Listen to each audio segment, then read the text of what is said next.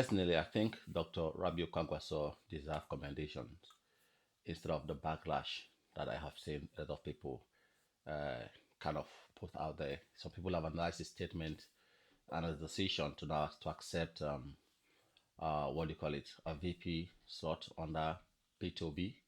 A lot of people have analyzed it, and a lot of people are still a lot of things. Some people are saying he's been selfish and stuff, And I understand that some people are angry that his refusal to accept the VP slot was the reason why he was not the running mate to P2B, which would have given the Labour Party a better chance, or P2B a better chance of becoming the president. I understand a lot of people are angry at his initial refusal, but again, you see, Nigeria is a country that almost every average Nigerian man have pride, men or women have pride, and there are some things that you need just yourself to advise you. There are some things that you need a conviction that only yourself can give, can have, to make certain decisions. Now, what am I saying? The thing is, during the bureau to elections, this is just something that is common even in our institutions. Nigeria will value certificates very well. We value academic certificates and stuff so much. We place a lot of value to it that sometimes we completely pay blind eye to the competence of a lot of people, focusing mostly on certificate. And that is a typical um, example of what Dr. Rabiu Kwankwaso portrays there. P2B went to school, has his BSc, and also have gone for other short courses, other short courses, and he was also a governor. But because he called himself a trader, that is what a lot of people see him in the political space as a trader. And that's also one thing that Rabi Kwangwaso thought his P2B was all about. He's just a trader, and he cannot see himself being the vice president to a trader after having his BSc, his masters, and a PhD, being a minister, a governor, and stuff. But he also forgot that P2B was also the chairman of the stock exchange, the Nigerian Stock Exchange, and also a governor like himself and stuff. Yes, I understand. The pride is there. Every Nigerian have it. So what he needed was to test his popularity. He felt he was better off than P2B, and he needed to test his popularity. And now he has tested it. After a very humbling experience, he has decided, to advise himself and eat the humble pie. We Nigerians are not known for swallowing their pride, because probably because they say pride kills, right?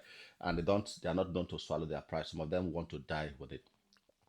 And come to think of it, Rabi Kwankwaso is not the first person to have refused a VP slot because he feels he's better off. In 2007, when Yaradua was to contest, it was said that Obasanjo asked the then governor of Cross River State, Donald Duke, to be the deputy to Yaradua, and Donald Duke refused, probably looking at his exposure, his education, and just the same way Rabi Kwangwaso did. The only difference is that Donald Duke, yeah, I think he contested in the political party, and the problem was that they was not there, and never had the chance and opportunity to even have that VP slot anymore. You know what I mean? So Rabi Kwangwaso is not the first.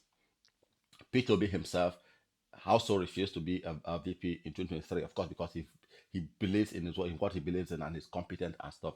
So it's a common thing. And now that Rabi Kwangwaso has eaten the pie, he had a humbling experience during the last election, and he saw that the person he saw as a trader is actually a better presidential candidate like him than himself. You know what I mean? And now he has eaten the humble pie and said he will accept the VP slot. I think we should applaud him for at least swallowing his pride and accepting what he felt he was too big to accept or to be. We should commend him. It's not easy, and that is not a everyday experience in Nigeria where somebody will turn around and say, "Okay, you know what? I made a mistake then, and now I'm ready to do it in certain ways." So I think we should commend him and stop, back the backlash and stop the criticism and stuff. So if it comes to the ADC and the ADC finds him qualified the ADC find him qualified to or find believe in him and want him to be the deputy for P2B, which is also good. And again, and I think that decision by Kwame Kwangwaso is so strategic because he has seen and heard P2B say he wants to go for just a single term. You know what I mean? Because there's only one term left for the South. And Rabiu Kwankwaso accepting to be the VP is just he's actually positioning himself for the presidency in 2031. I could be strategic, could it's very smart thinking.